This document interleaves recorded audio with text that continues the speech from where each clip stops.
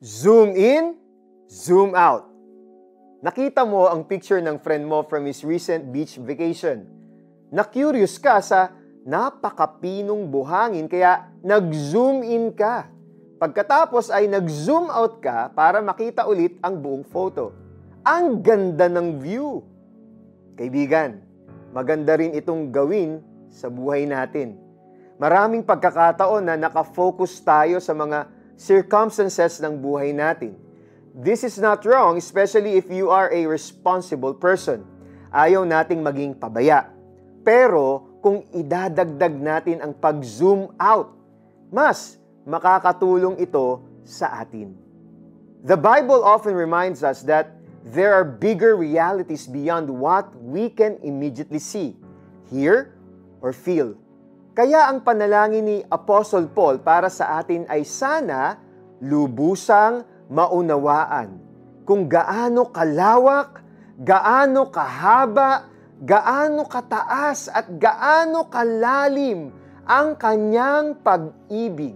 At naway malaman ninyo ang buong pag-ibig ni Kristo na hindi kayang abutin ng pag-iisip. Kailangang paalalahanan tayo tungkol sa kapangyarihan at pagmamahal ng Diyos dahil na rin sa mga laban na pangmalawakan.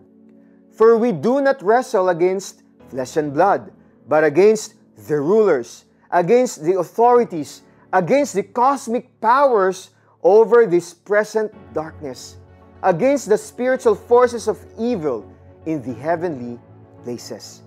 Maliit man o malaki ang mga pangyayari at pagsubok sa buhay natin, bahagi sila ng mas malalawak pang mga kadahilanan. But don't be afraid because the Lord knows everything.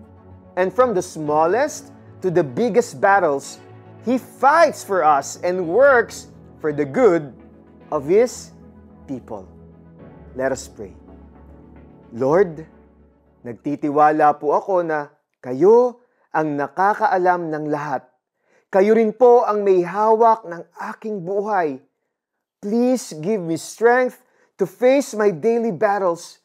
In Jesus' name I pray. Amen. May pinagdadaanan ka ba? Ask the Lord for wisdom and try answering these questions in your journal. Zoom in. Anong immediate cause nito? Zoom out. Is this related to God's bigger purposes for me like holiness or maturity? Again, zoom in. May specific ba siyang itinuturo sa akin?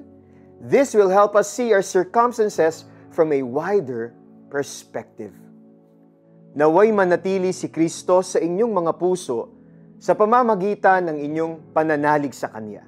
Dalangin ko na ang lahat ng inyong gawain ay naguugat sa pag-ibig upang lubusang maunawaan ninyo, kasama ng mga hinirang ng Diyos kung gaano kalawak, gaano kahaba, gaano kataas at gaano kalalim ang kanyang pag-ibig.